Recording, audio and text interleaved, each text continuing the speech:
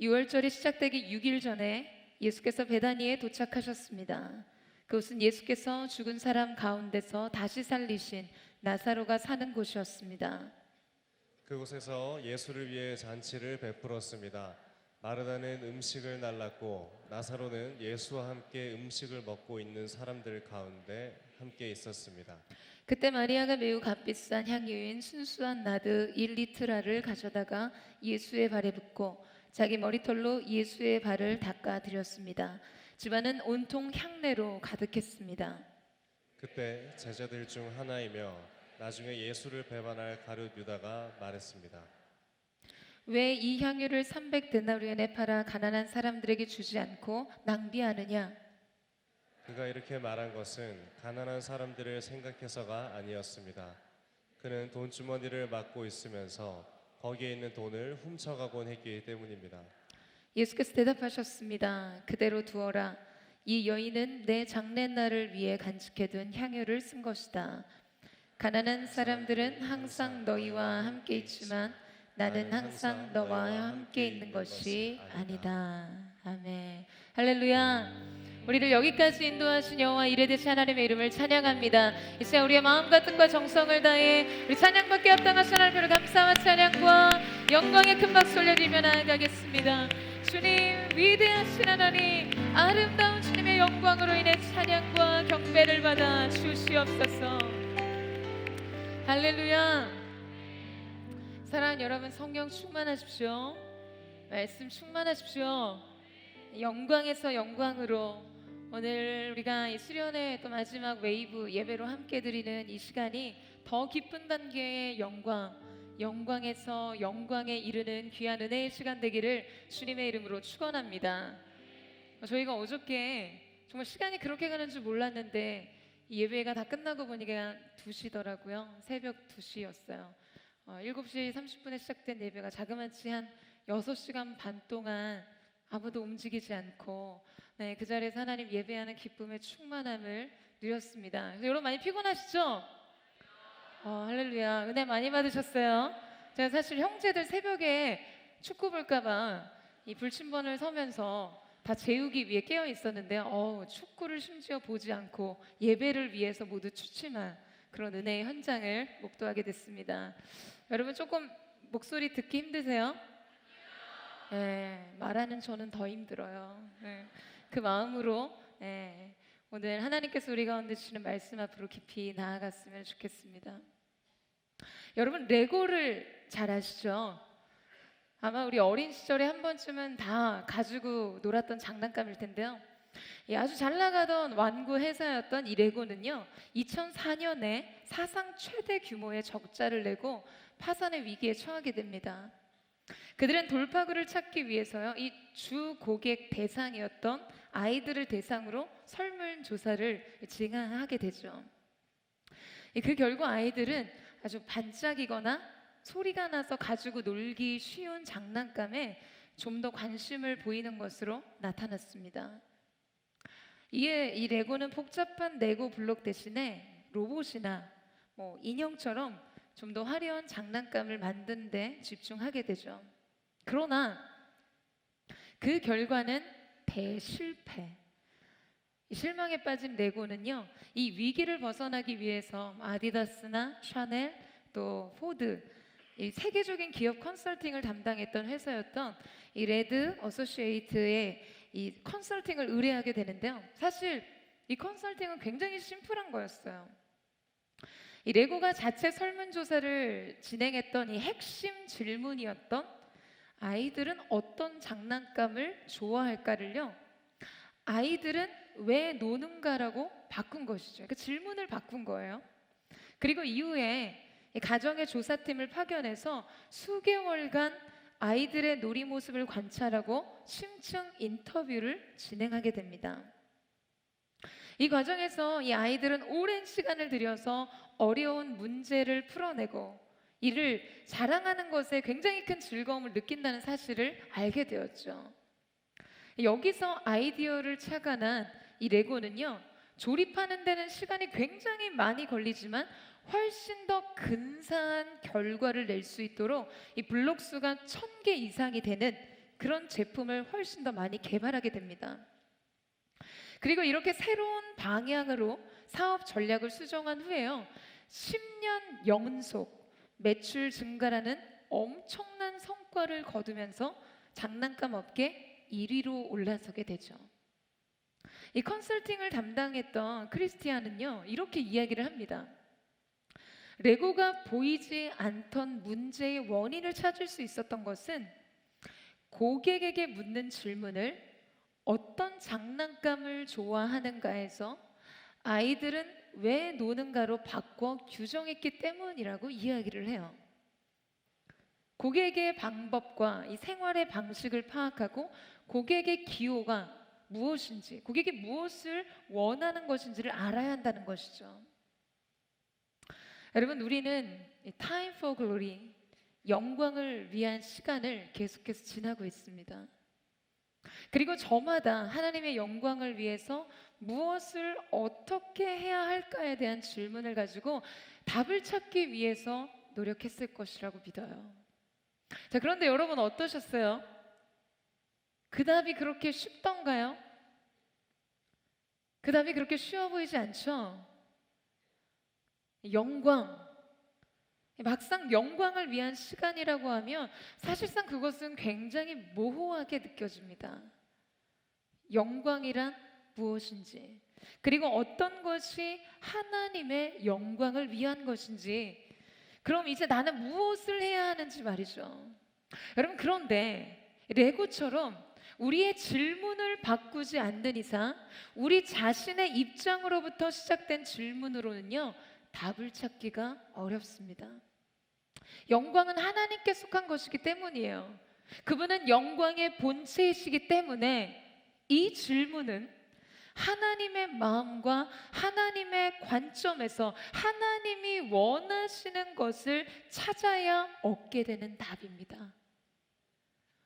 오늘 우리가 함께 읽은 이 본문 말씀은 예수님께서 십자가를 지시기 전 마지막 일주일의 중요한 시간 속에서 일어난 사건이었어요.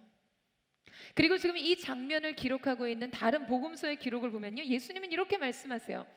온 세상에 어디든 복음이 전파되는 곳마다 이 여인이 한 일도 전해져서 사람들이 이 여인을 기억하게 될 것이다라고 이야기하십니다. 그 복음의 영광이 나타나는 곳에 지금 이 여인의 일들도 기억되게 될 것이라고 말씀하신 거죠. 여러분, 엄청나죠?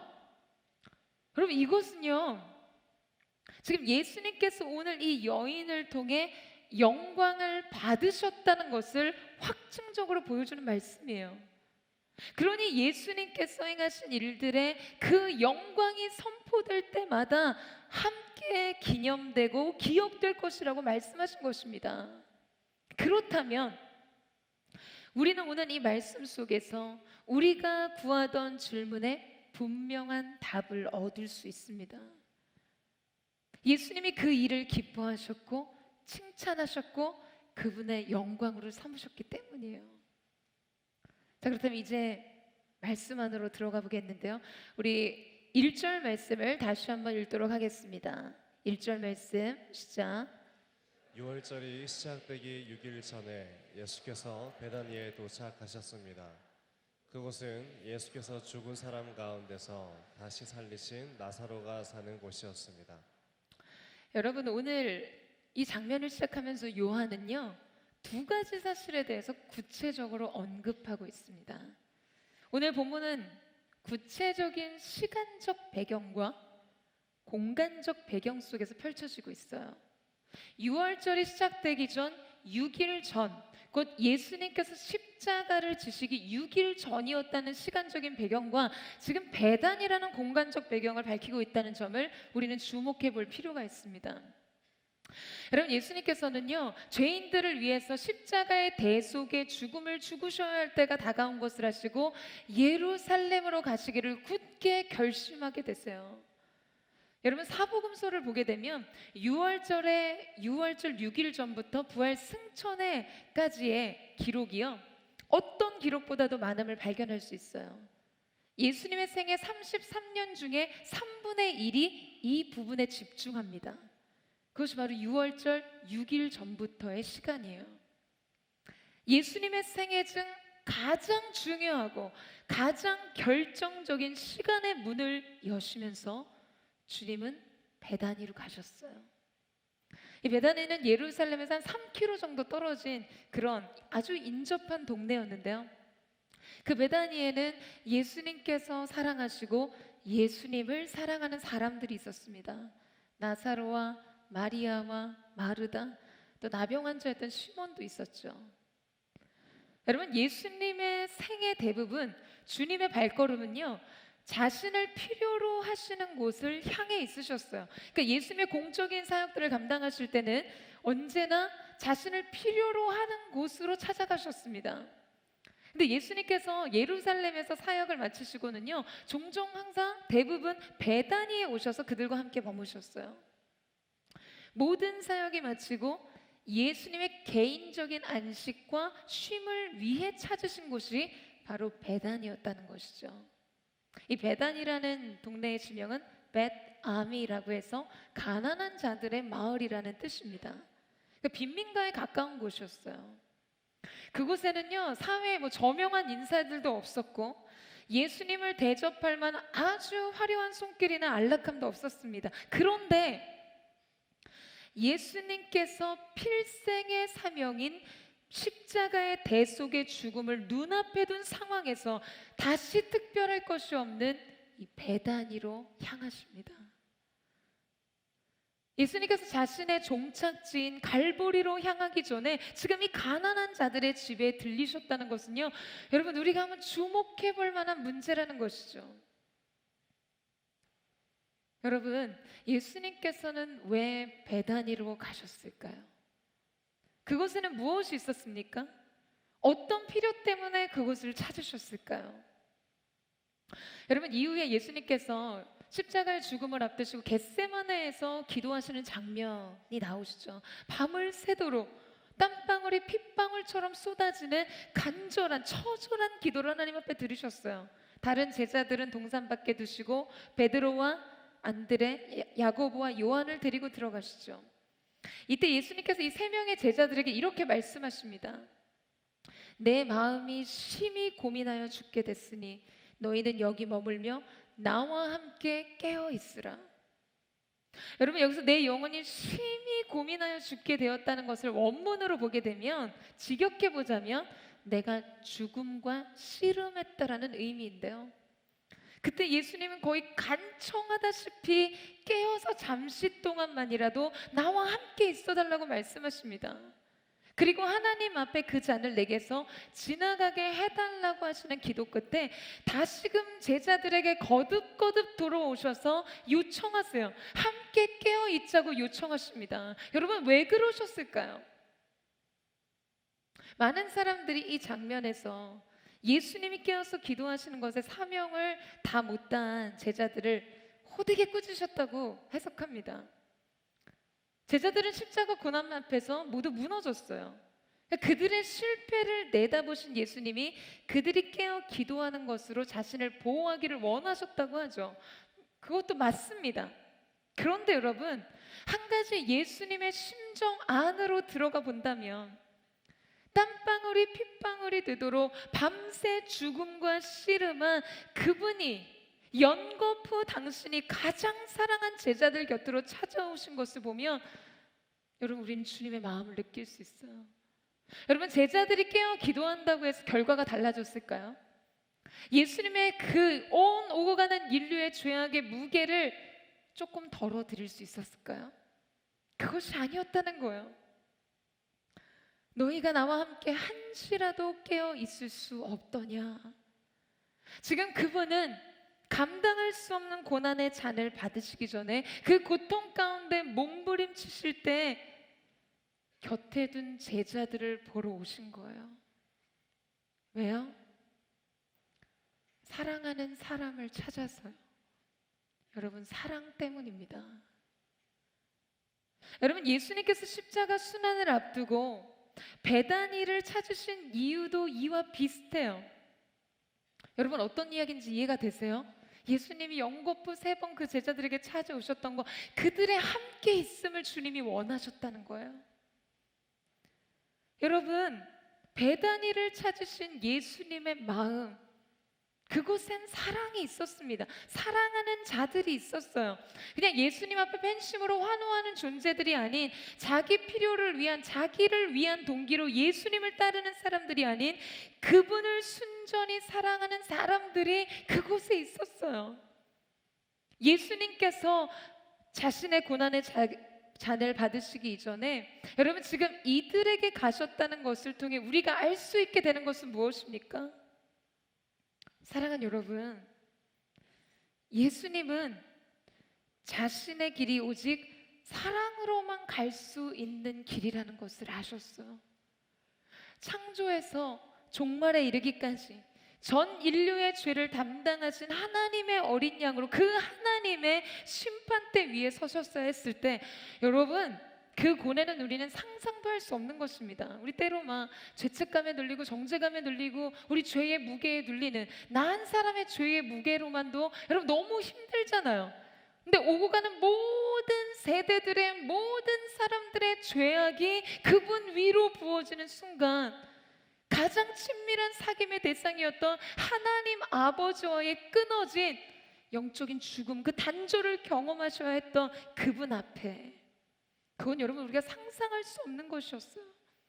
근데 주님께서 그 길을 가시기 위해서, 그 잔을 받으시기 위해서, 그 십자가를 감당하시기 위해서 그분은 자신의 사랑을 확인하셨던 것이죠. 바로 그들이 그 가난한 마을에 있었습니다. 예수님께서는 자신들을 사랑하는 자들 곁에 잠시 머무셨어요. 사랑하는 여러분, 저는 우리의 예배가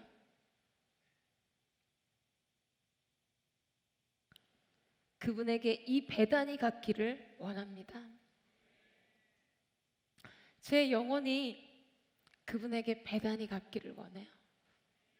그리고 여러분의 영혼이 주님의 배단이와 같기를 원합니다.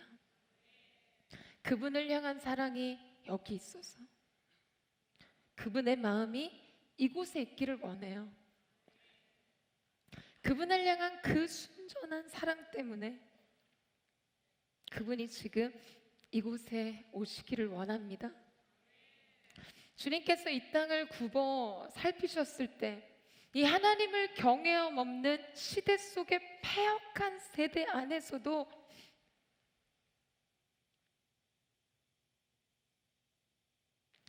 그분을 순전하게 사랑하는 사람들이 있다는 사실 때문에 주님이 이곳에 계시기를 원합니다. 저는 저와 여러분이 함께 드리는 이 예배가 바로 그런 베다니와 같은 아름다운 현장, 주님의 마음이 있는 곳, 주님의 임재가 부어지는 현장이 되기를 주님의 이름으로 축원합니다. 이제 우리 2절 말씀을 같이 한번 읽어보겠는데요, 우리 2절 말씀을 같이 한번 읽어보겠습니다. 시작. 그곳에서 예수를 위해 잔치를 베풀었습니다. 마르다는 음식을 날랐고 나사로는 예수와 함께 음식을 먹고 있는 사람들 가운데 함께 있었습니다. 여러분, 베다니에서, 바로 그 베다니에서 예수님을 위한 잔치가 베풀어져요. 예수님 그분을 위한 시간, 사랑과 감사의 만찬이 펼쳐지게 되죠. 예수님께서는 베다니에 있는 나병 시몬을 고쳐주셨어요. 죽었던 나사로를 살려주셨어요. 그러니까 여러분, 그 예수를 잊을 수가 없는 거예요. 자신을 고치시고 자신을 살리신 그 사랑과 은혜를 말이죠. 여러분, 신앙은요 바로 이 감동이고 이 감격입니다. 예수님에 대한 사랑이 우리의 예배이고 우리의 축제예요. 여러분, 이 사실을 믿으세요? 예배는 예수님에 대한 사랑과 감사의 축제입니다. 그것은 의무가 아니에요. 어쩔 수 없이 부득이함으로 하거나 혹은 나 자신을 위해서 필요한 시간이 아니라는 것이죠. 그것은 흥분과 기쁨과 감사와 감동을 나타내고 반영하게 됩니다. 그래서 주님을 위한 잔치로, 축제로 표현되는 거예요. 자, 그런데 여러분 말씀을 보면요, 그 주변에 있었던 사람들의 위치가 다르다는 것을 발견하게 됩니다. 잘 보세요. 여러분 지금 마르다는 어디에 있습니까? 마르다는 어디 있을까요? 지금 마르다는 음식을 나르고 있었다고 이야기를 하니까 뭐 아마 주방에서 거실을 계속 오갔을 거예요. 뭐 마르다 성격에 음식만 하지는 않았을 거예요. 뭐 여러분 자매들 이렇게 집에 손님들 초청하면 어때요? 굉장히 분주하잖아요. 그동안 널브러져 있던 거 막 가려야 되고 청소해야 되고 손님을 대접하기 위한 음식을 준비하기도 해야 됐고 뭔가 데코레이션도 들어갔겠죠. 그러니까 집안 전체를 다 이렇게 마무리하고 또 잔치를 준비하기 굉장히 바빴을 거예요. 이번 우리 수련회를 섬겼던 뭐 MC단 정말 너무 고생했는데요. 이 TF팀, 봉사팀, 뭐 기획팀 너무 분주하게 오가는 그런 동선처럼 굉장히 분주했을 거예요. 마르다의 위치는 그랬습니다. 자, 그렇다면 두 번째, 여러분 나사로는 어디에 있죠? 지금 나사로는 예수님과 함께 음식을 먹고 있는 사람들 가운데 있었다고 합니다. 그러니까 예수님 주변에 사람들이 함께 모여 있었고요.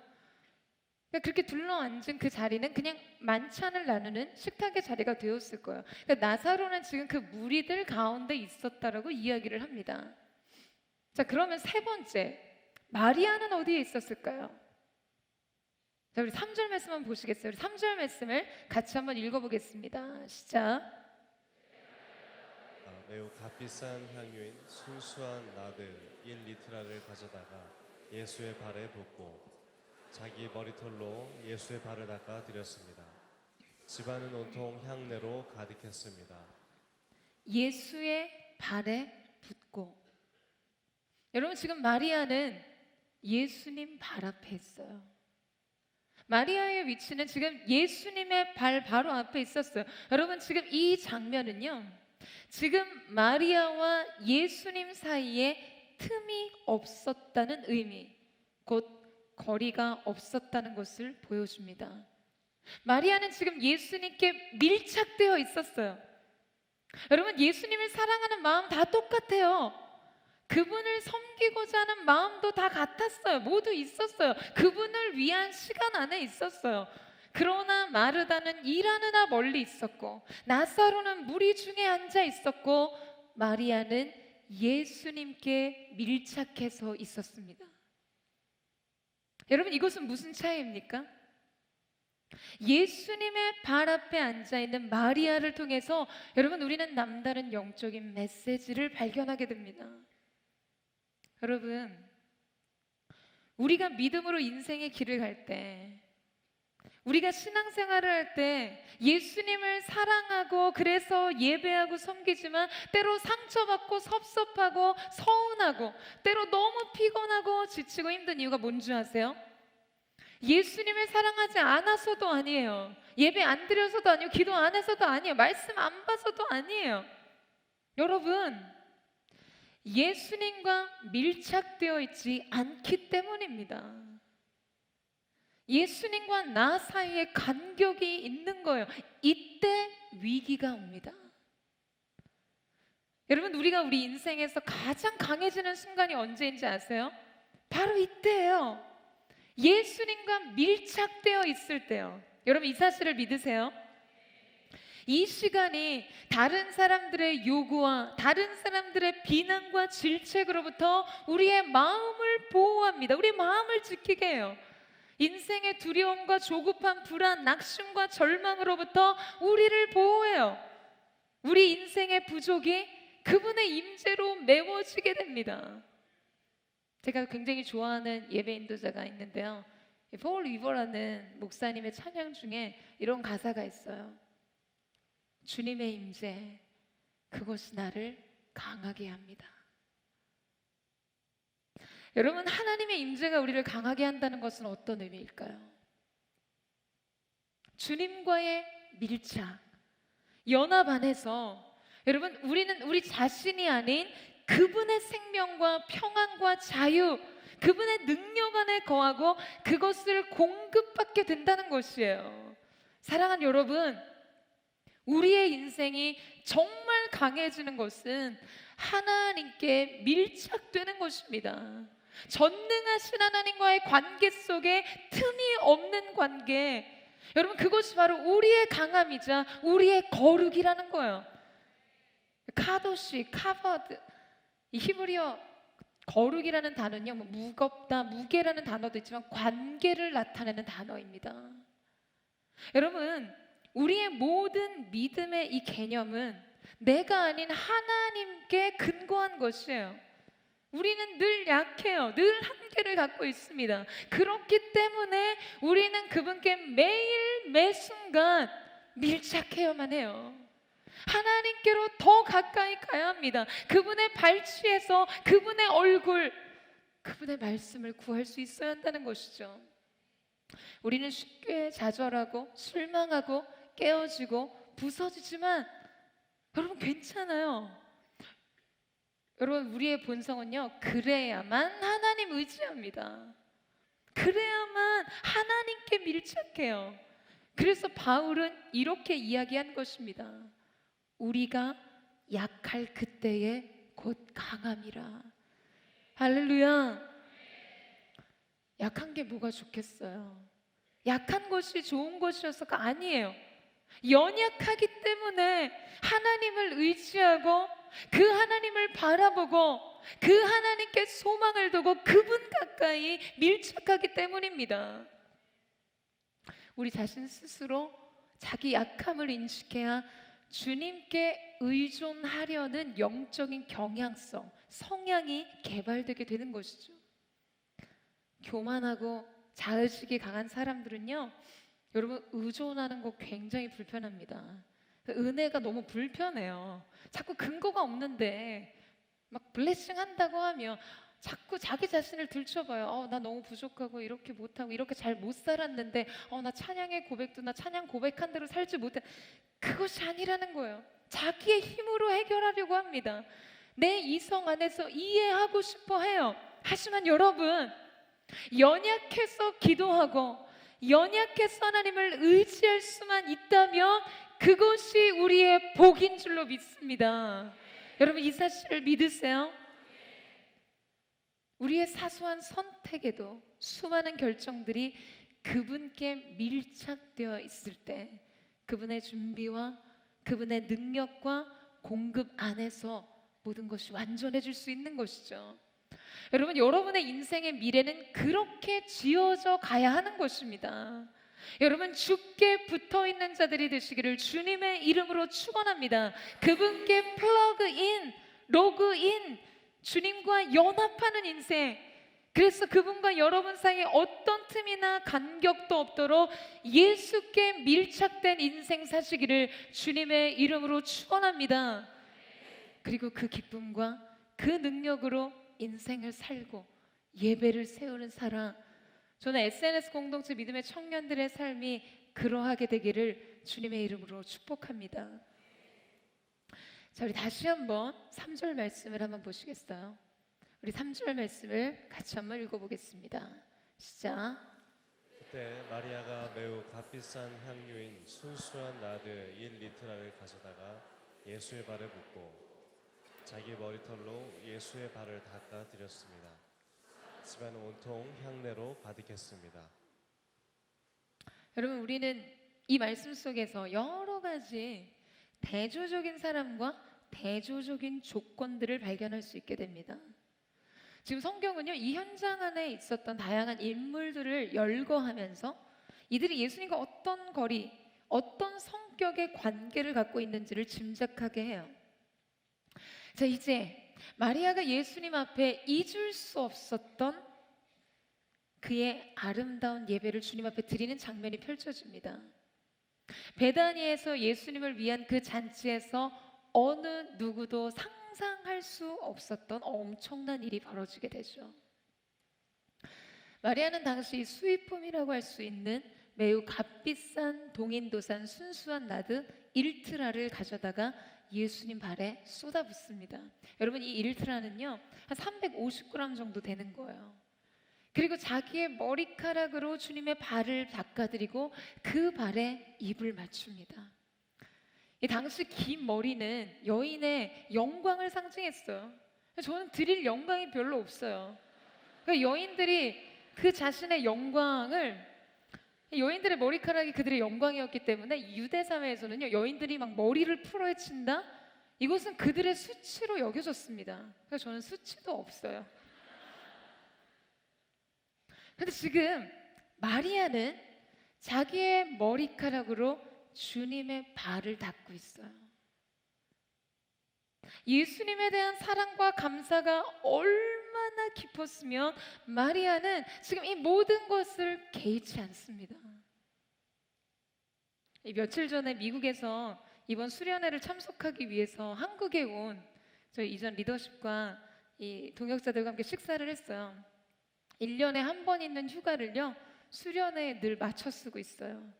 작년에도 수련회 기간에 맞게 한국에 나왔고 올해에도 어김없이 수련회에 참여했습니다. 저희 해외 동포 몇 분이 계신데 이번 수련회 다 참석을 하셨어요.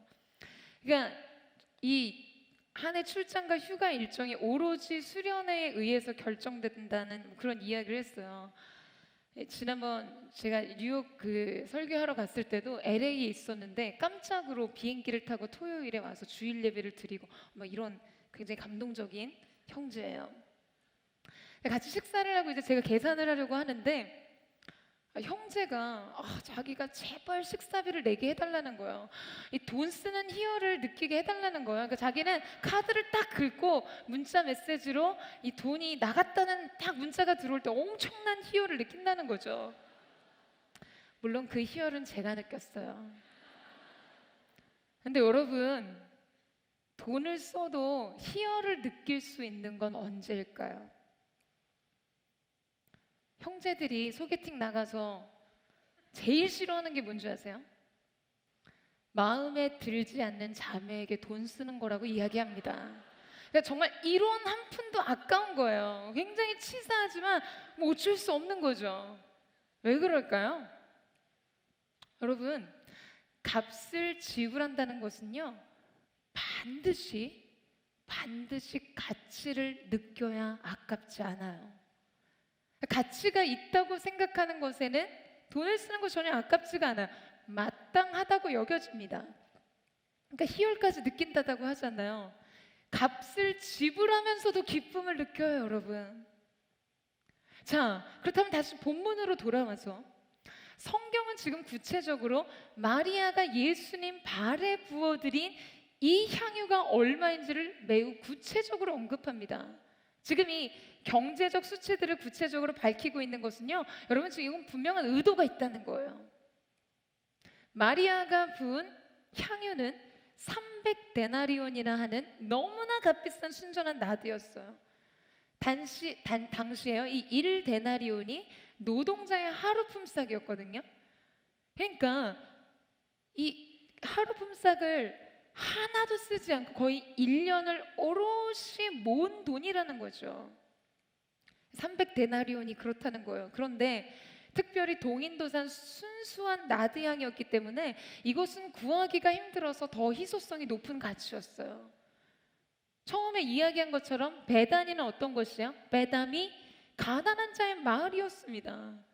그러니까 지금 빈민가에 있었던 마리아에게 300데나리온이나 하는 향유는요 그녀의 삶 속에서 평생의 가장 결정적인 순간을 위해 예비해둔 그의 생애의 기반이었을 것입니다. 그러니까 지금 청년들이 학교 졸업하고 직장 들어가서 이 경제적인 기반을 갖추기 위해서 한 푼, 두 푼 모아둔 그런 돈 있잖아요. 뭐 시집 미천, 장가 미천. 당시 실제로도 유대 사회에서도요 그렇게 결혼 자금을 모았어요. 어떤 면에서는 그냥 자기 인생을 완전 던진 거죠. 자기 결혼을 포기했다고 할 수 있는.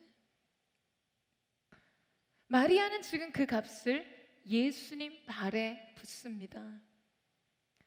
마리아에게는 마땅했지만 누군가에게는 너무나 사치스럽기만 했던 그 향유의 향기가 온 방 안에 진동했을 거예요.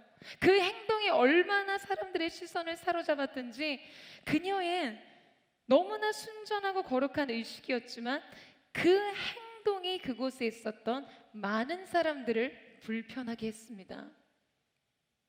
여러분, 그렇다면 지금 마리아가 부어드린 향유의 값은요, 단순히 300데나리온이라는 값보다 훨씬 더 많은 자기 헌신이 필요한 것이었을지 몰라요. 1년 넘은 품삯을, 그런 품삯에 해당하는 돈을 예수님 발을 씻기기 위해 부어드렸고, 자기 머리를 풀어헤쳐 그 발을 닦아드리면서 자기 영광과 자기의 자존심을 내려놓았어요. 주변의 비난과 불평과 시선을 받으면서 자기 평판을 내려놓습니다. 그리고 그 발에 입을 맞췄어요. 여러분, 헬라어로 이 예배라는 단어는요, 프로스케네어라는 단어입니다. 이 프로스케네어라는 이 단어는요, 어떤 장면을 묘사하는 단어인데요, 그것은 어떤 장면이냐 하면 바로 입맞춤이에요. 종이 주인의 발과 볼에 입을 맞추는 행위를 묘사하는 단어가 헬라어로 프로스케네어라는 단어입니다. 여러분, 예배는요, 어떤 형식, 어떤 형태, 그런 것들로 규정지어지지 않습니다. 사랑하는 행동이 곧 예배예요. 여러분, 이 사실을 믿으세요? 예배는 사랑의 상태, 주님과의 관계 속에 놓인 사랑의 상태입니다. 어떤 형식의 예배를 설명하는 것이 아니라 관계에 있는 중심의 사랑이 예배를 설명하는 것이죠. 우리가 하나님을 사랑하기 때문에 하는 그 모든 것이 예배인 것이에요. 여러분, 이 사실을 믿으세요? 마리아가 주님을 너무 사랑해서 이렇게 하지 않으면 안 되었던, 그래서 주님 발 앞에 향유를 부어드리고 그 발에 입을 맞추고 자신의 머리카락으로 그 발을 씻기는 행위, 여러분, 이것이 전 인격적인 예배의 고백이었던 것입니다. 그런데 이렇게 생각해 보니 떠오르는 한 사람이 있어요. 성경은 또 다른 인물을 등장시키죠. 묘하게도 예수님 발에 입을 맞추는 마리아와 동일한 행동을 한 사람이었어요. 자, 예수님 볼에 입 맞췄던 사람, 여러분 누구일까요? 가룟 유다였습니다. 그는 오늘 이 마리아를 비난했던 인물이었어요. 우리 4절에서 5절 말씀 같이 한번 읽어볼까요? 4절에서 5절 말씀을 함께 읽겠습니다. 시작. 그때 제자들 중 하나이며 나중에 예수를 배반할 가룟 유다가 말했습니다. 왜 이 향유를 300데나리온에 팔아 가난한 사람들에게 주지 않고 낭비하는가? 여러분, 예수님이 잡히시던 날 밤 가룟 유다는 대제사장과 유대 종교 지도자들을 데리고 예수님께로 나아가 지금 그들이 잡으려고 하는 예수가 누구인지를 알리죠. 바로 그 표식이 되었던 것이 가룟 유다가 예수님 볼에 입을 맞추는 장면이었습니다. 오늘 마리아가 주님 앞에 드린 사랑의 입맞춤이 예배 그 자체였다면, 가룟 유다, 그의 행위는 예배였지만 그것은 예배가 아닌 배신의 입맞춤이었어요. 여러분, 우리는 예배의 행위, 구별된 시간의 공간, 이런 물리적인 시간의 공간 속에 들어와 하는 것이 예배라고 생각하지만, 여러분, 우리는 얼마든지 예배의 행위로 우리의 배신을 위장할 수 있습니다. 사랑의 행위 안에서도 다른 동기가 있는 것이죠. 사랑 안에 이기심, 예배 안에 자기 사랑, 같은 예배의 행위 안에서 우리는 너무나 다른 두 마음을 보게 됩니다. 사랑하는 여러분, 여러분의 마음은 누구의 것과 닮아 있으세요? 오늘 여러분의 예배는 누구의 것과 같습니까? 지금 이 대조적인 두 인물이 이 사건으로 대치되고 있는데요, 지금 가룟 유다는 마리아의 행위를 비난하고 있어요. 지금 가룟 유다의 비난은요, 얼핏 보면 굉장히 합리적이어 보입니다. 여러분, 지금 가룟 유다가 마리아를 비판하고 제자들이 그것에 동조하는 그날의 논쟁의 문제가 뭐였을까요? 무엇이죠? 그것은요, 마리아가 지금 예수님 발 앞에 향유를 부은 것이 문제가 아니었어요. 팔레스타인 지방에서는 손님들이 오게 되면 이 향유를 가져다가 발을 씻기도록 합니다. 감담류 같은 아주 싼 향유였죠. 그것이 그들의 문화였어요. 문제는 왜 낭비하느냐? 왜 낭비하느냐 하는 거죠. 그 값이 너무 지나치다는 거예요. 여러분, 사랑을 모르면요, 낭비를 논하는 게 쉬워집니다. 사랑이 없으면 가치를 판단하기 어려워요. 사랑은 너무나 절대적인 가치이기 때문에 값을 드리는 것이 너무 당연해요. 여러분 동의하세요? 하지만 그 등식에서 사랑을 빼면 냉소밖에 남지 않습니다. 여러분, 가룟 유다는 예수님을 얼마에 팔았어요? 가룟 유다가 예수님 얼마에 팔았어요? 은 30에 팔았어요. 여러분, 은 30이 어떤 돈인 줄 아세요? 그 당시 노예 한 사람의 최저가 가격, 그게 은 30이었어요. 그러니까 오늘날 뭐 최저임금제 같은 거 인터넷 상품 검색하면 쫙 뜨잖아요. 최저가 검색하면 같은 물건을 가지고도 최저가 견적 있잖아요. 쿠팡, 티몬 뭐 이런 거 하시잖아요, 여러분. 검색 쫙 해서 나오는 그 맨 밑에 최저가, 그런 거예요. 당시 노예 한 사람의 최저가, 최하위의 가치로 거래된 가격이 은 30이었습니다. 지금 가룟 유다가 유대 종교 지도자들과 예수님의 몸값을 딜하면서 유다가 제시한 예수님의 가치는 은 30, 은 30이었다고요. 노예 한 사람의 가치였어요. 여러분, 저는 이 생각만 하면 너무나 속이 상해요. 은 30이요. 여러분, 300데나리온의 향유를 예수님 발에 부었던 마리아가 지닌 가치와는 너무나 상반된 가치이죠. 여러분, 다윗, 이 가룟 유다에 대한 많은 성경학자들의 분석들이 있습니다. 그는 완전히 마귀에 사로잡힌 사람이었다는 견해도 있고요. 그가 이 재정에 민감했기 때문에 발끈해서 예수님의 동계를 맡은 자로 아마 횡령 같은 행위가 있을 거라고 추측합니다. 마리아의 향유가 그의 죄의식을 굉장히 민감하게 건드는 사건이었다고 해석해요. 그래서 그는 분명 물질적 탐욕이건 정치적 욕망이 있건 어둠에 사로잡혀 있는 사람이었다라고 이야기합니다. 그런데 여러분, 저는 그보다 더 앞서 더 큰 문제의식을 느끼는 것이 있다면요, 그 안에 어떤 온전치 못한 인격과 성화되지 못한 본성이 있었던 것에 앞서 중요한 것은 그가 사랑을 모르는 자였다는 것입니다. 여러분, 베드로도 요한도 죄인이었어요. 그들도 다 넘어졌어요. 다 범죄했어요. 다 배신했어요. 하지만 그들이 돌이킬 수 있었던 것은 어떤 이유였습니까? 그래도 그들 안에는 사랑이 있었어요. 예수님에 대한 사랑이요. 그것이 결국 비참한 자기 실패를 맛보게 했을지라도, 그래서 완전히 넘어져 사명의 자리를 이탈했을지라도 그 사랑까지는 부인할 수 없었던 거예요. 그들 안에 있었던 예수님의 사랑까지는 부인할 수 없었던 것이죠. 그래서 돌이킵니다. 내가 주님을 사랑하는 줄 주께서 아시나이다 하면서 돌이킬 수 있었던 거예요. 하지만 여러분, 가룟 유다는요, 끝내 회개의 기회를 얻지 못합니다.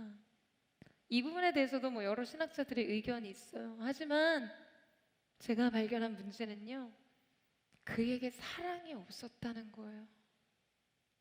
여러분 보세요.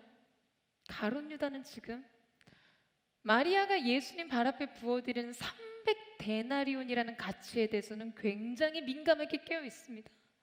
그러나 그러나 마리아가 부어드린, 예수님 앞에 부어드린 그 가치에 대해서는 이해가 전무했어요. 그래서 그는 예수님 발에 부어드린 향유를 아깝다라고 말합니다. 왜 더 건전한 방식으로 재정을 사용하지 않는지 비난해요. 아니, 그 돈만 있으면 이 가난한 마을 베다니에 수많은 불쌍한 형제 자매들을 구제할 수 있을 거라고 비난해요. 그러니까 우리가 생각할 때도 가룟 유다의 이 비난이 굉장히 합리적이어 보이는 거죠. 반박할 수 있는 근거가 별로 없어 보여. 하나님도 구제를 원하셨거든요. 매우 그럴싸해 보입니다. 그 비난이 너무나 정당한 것이어서 가려져요. 그 비판이 너무나 의로워 보이기 때문에 숨길 수 있었어요. 여러분, 무엇을요? 사랑 없음을요. 여러분, 우리도 가릴 수 있어요. 우리도 숨길 수 있습니다. 우리 안에 주님을 향한 사랑이 없음을 가릴 수 있다는 거예요. 그래서 하나님 앞에 거룩한 낭비를 손가락질하기 쉽습니다. 저희가 지난주 기획 예배를 드리면서 엄청난 시간과 재정과 재능을 쏟아 부었어요. 여러분, 피곤하시죠? 안 피곤하세요? 안 피곤하세요? 할렐루야. 우리가 그 많은 시간들을 지나가면서 이렇게 해도 되나? 이렇게까지 해야 하나? 할 정도로 많은 것을 집중했습니다. 한 달간 기획팀, MC단, 이 공연을 준비한 많은 팀들이 거의 자기 업을 포기한 것처럼 살았어요. 무대 디자인과 안무 모두 주체들이 고민하면서 구성해서 완성한 것이었죠. 이 무용수와 콰이어, 솔리스트들 모두 부상이 있고요. 몸이 불편해서 진통제를 먹으면서 섬겼어요. 금요일 1차 리허설이 거의 새벽 1시에 마쳤고요. 토요일 새벽 3시까지 퍼포먼스 리허설과 테크니컬 리허설이 본당에서 있었어요, 여러분. 제가 새벽에 나가는데 안내팀 집사님이 아니 도대체 뭘 하는 거냐고, 집에서들 엄청 전화가 왔다는 거예요. 아니 분명 교회 간다고 얘기하고 나갔는데 전화는 받지도 않고 집에 들어오지도 않는 거예요. 그러니까 다 너무 몰입해가지고 집에 연락할 그런 것도 없었던 거죠. 다들 너무 고생하는데 공동체의 리더로서 저에게, 여러분, 그게 얼마나 큰 부담감과 책임감이었을까요? 이렇게까지 하는 게 맞을까? 괜찮을까? 조금 더 완성도 있는 예배가 되기 위해 밤을 새워 나무를 자르고 붙이고, 풍선 한번 제대로 올려보겠다고 5시간을 리허설에 앉아 있었어요. 심지어 오늘 안내 팀원들은요, 그렇게 5시간 있다가 준비한 것을 단에 올리지도 못했어요. 예산 아낀다고 무대 디자인, 의상 담당자들은요, 다리 품 팔아서 시장을 얼마나 다녔는지 다 손수 작업했습니다. 그런데 그렇게 한 달을 넘게 고생해서 들여진 시간이 채 10분이 되지 않았어요. 러닝 타임 7분 30초. 근데 여러분, 지난주 예배가 데이비스 오퍼링이었잖아요. 다윗의 예배였어요. 저는 이 특별 예배를 준비하면서 6걸음마다 한 번씩 살찐소를 잡아 감사제를 올렸던 다윗의 마음을 묵상했습니다. 여러분, 어떤 관점에서 보면요, 그의 재물은 낭비적인 것이었어요. 하나님을 의식하지 않았다면요, 마리아의 향유는 지나칩니다. 사랑을 뺀다면요. 여러분, 그러나 우리가 적어도 하나님을 위한 정성으로 하나님을 위해 마땅히 드리고 싶은 우리의 헌신으로 이 가치를 계산한다면, 여러분, 그것이 그렇게 아까운 것일까요? 여러분, 우리의 인생도 마찬가지입니다. 제가 청년들에게 어떻게 자기 삶을 주님 앞에 드리라고 말할 수 있겠어요? 여러분, 한 번뿐인 인생이잖아요. 너무나 귀하잖아요. 너무나 가치 있잖아요. 그런데 제가 감히 여러분에게 주님을 위해 살라고 말할 수 있겠습니까? 말할 수 있다면 그 말할 수 있는 이유가 무엇일까요?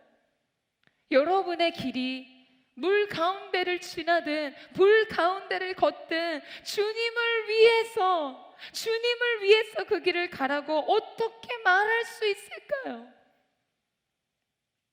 여러분, 사랑이기 때문이에요.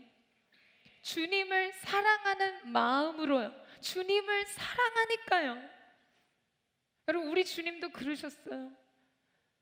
제자들을 사랑하셨기 때문에, 우리를 사랑하셨기 때문에 우리의 죄를 짊어지고 그 갈보리를 오르실 수 있었던 것이죠. 인류의 모든 죄악을, 그 죄악에 대한 하나님의 진노의 잔을 받으실 수 있었던 거예요.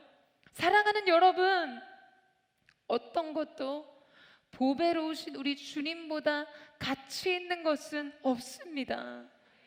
아멘이세요? 예배란 최고의 가치와 사랑과 열망과 갈망을 주님께 드리는 것입니다. 저는 그런 면에서 정말 여러분을 축복하고 싶어요. 제가 어저께 얼마나 감동을 받았는지 아세요?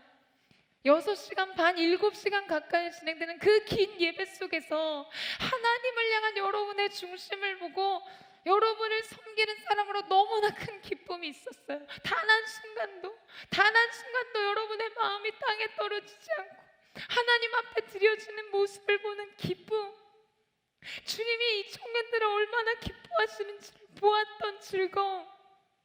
여러분, 하나님이 여러분을 기뻐하세요.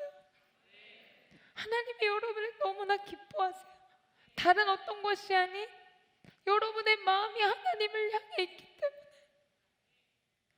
여러분의 사랑이 하나님을 향해 있기 때문이에요. 우리가 우리의 인생 무엇으로 하나님을 영화롭게 할 수 있겠습니까, 여러분? 우리의 어떤 귀한 것을 드린다고 해서 하나님이 영광을 받으실 수 있을까요? 우리의 무엇으로 하나님 앞에 우리의 삶을 온전히 드릴 수 있을까요?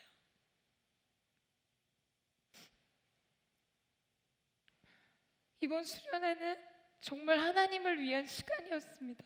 우리는 우리 자신을 의식하지 않았어요. 내가 누려야 되는 것이 무엇인지, 심지어 내가 받을 은혜마저도 주님 앞에 다 내려놓았어요.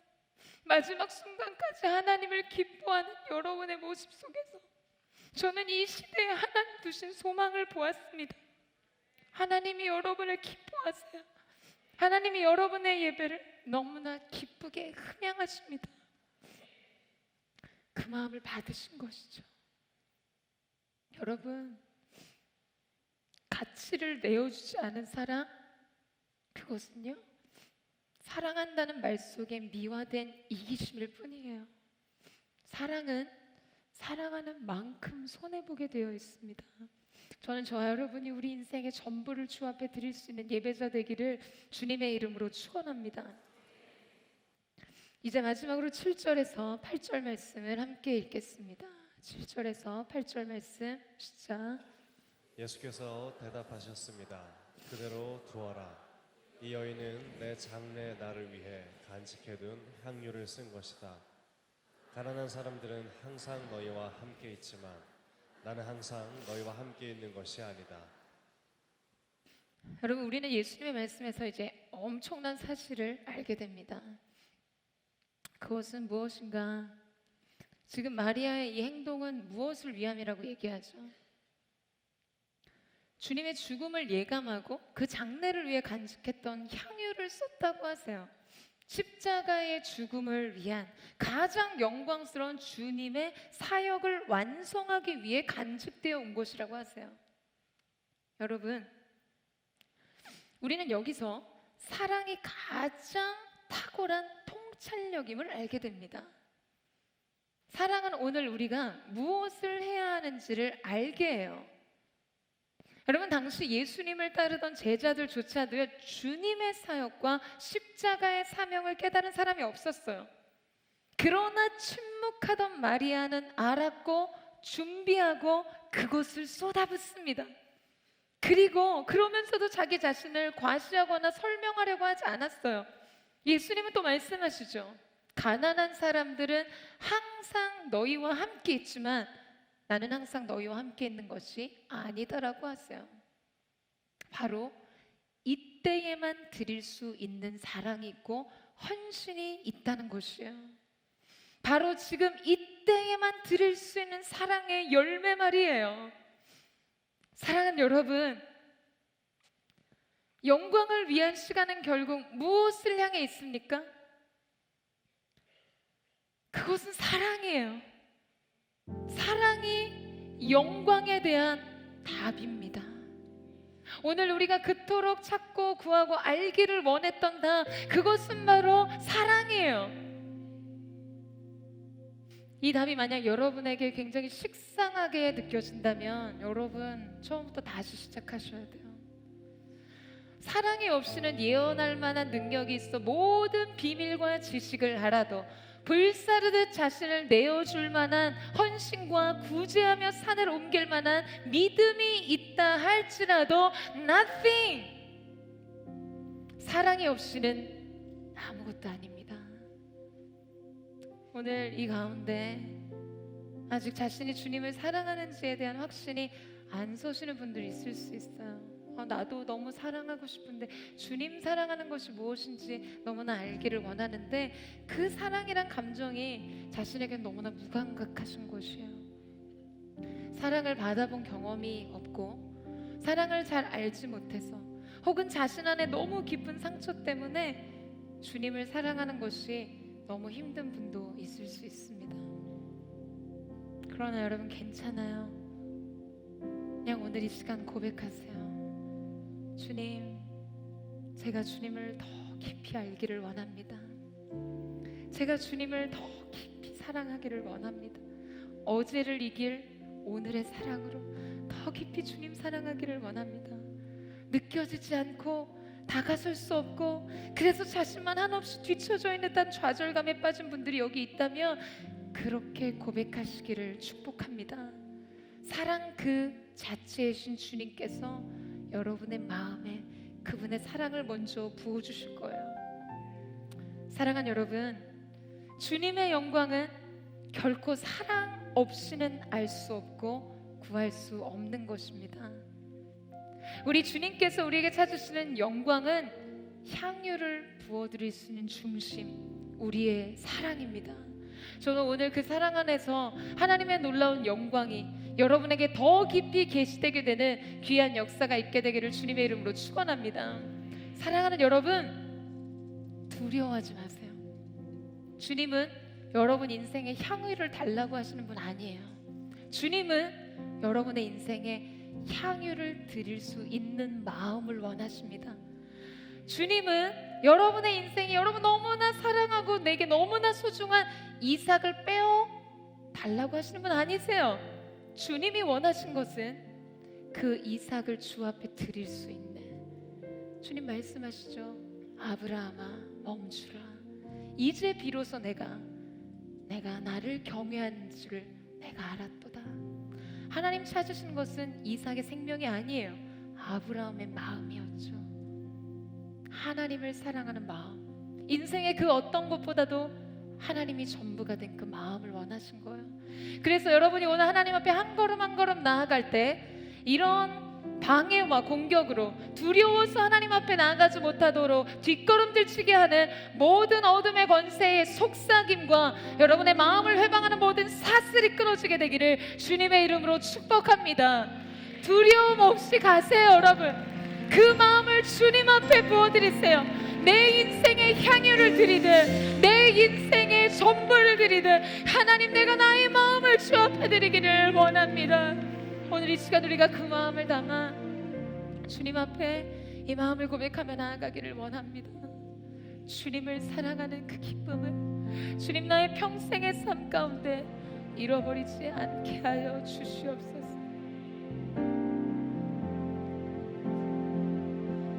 주님을 사랑하는 그 기쁨을, 그 즐거움을 빼앗기지 않게 하소서.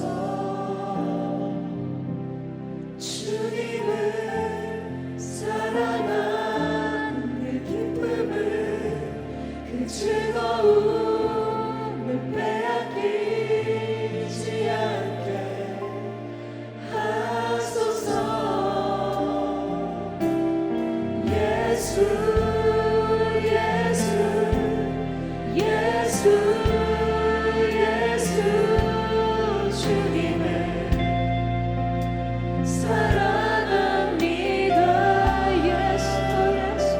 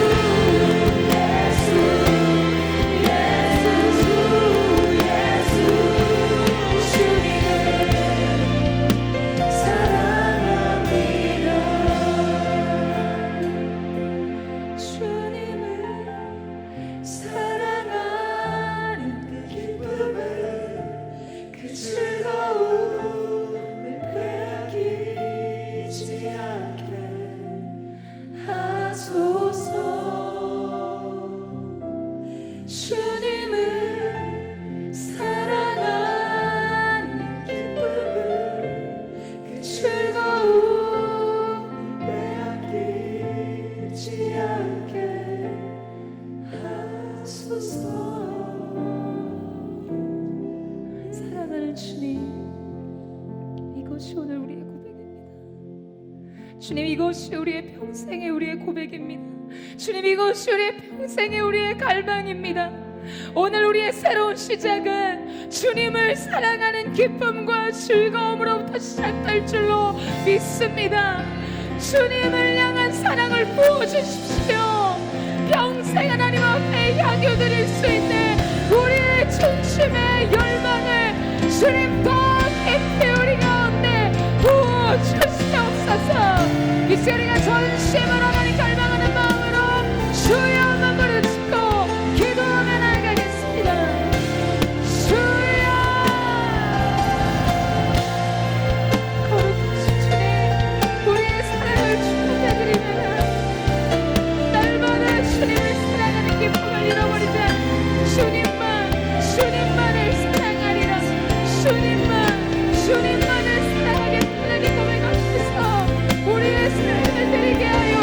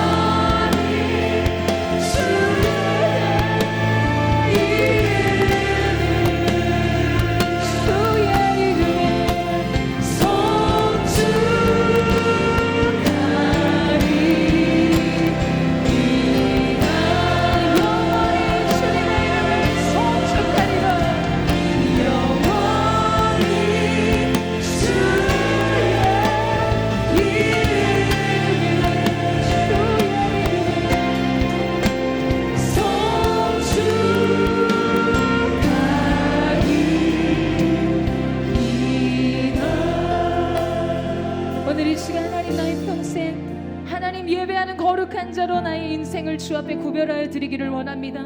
어떠한 상황, 어떠한 환경을 지날지라도 결코 하나님 예배하기를 포기하지 않는 향기나는 예배자 되게 하여 주시옵소서. 하나님 앞에 향유를 드릴 수 있는 예배자, 하나님 앞에 이삭을 드릴 수 있는 예배자, 그 중심을 주 앞에 드리는 거룩한 예배자 되게 하여 주옵소서. 여러분 하나님 기뻐하기로 결정하시겠습니까? 여러분 하나님 기뻐하기로 결정하십니까? 주님은 나의 기쁨, 나의 찬송아, 우리의 모든 것임을 믿사오니 성령님 한 사람 한 사람 안수하여 주셔서 믿음의 평생의 삶이 이 시대를 감당할 거룩한 예배자로서 구별되어 세워지게 하여 주시옵소서. 하나님 이제 드디어 거룩한 영광의 문이 열렸습니다. 오늘 우리가 예배하기를 포기하지 않고 거룩한 예배자로 우리의 삶을 드리고자 한 이 시간 더 깊은 단계의 영광의 문이 열렸음을 선포합니다. 하나님의 사람들에게 예배하는 즐거움, 하나님 사랑하는 기쁨이 날마다 물붓듯이 부어지게 하시고 하나님 우리의 인생 하나님 사랑하는 힘으로 살아가게 하여 주시옵소서. 여호와를 기뻐하는 힘으로 우리의 삶을 살게 하여 주시옵소서. 사랑하는 여러분, 하나님께서 이 시간 여러분에게 안수하세요. 주님의 사랑을 부으십니다. 그 사랑으로 가세요. 그 사랑으로 주님 더 깊이 사랑하며 평생의 주님 사랑하는 즐거움과 기쁨이 여러분의 삶 속에 끊어지지 않을 것입니다. 여호와는 내게 복을 주시고 너를 지키시기 원하며 여호와는 그 얼굴 빛으로 내게 비추사 은혜 베푸시기를 원하며 여호와는 그 얼굴을 내게로 향하여 두사 평강 주시기를 원하노라. 사랑하는 주님, 우리의 삶을 드립니다.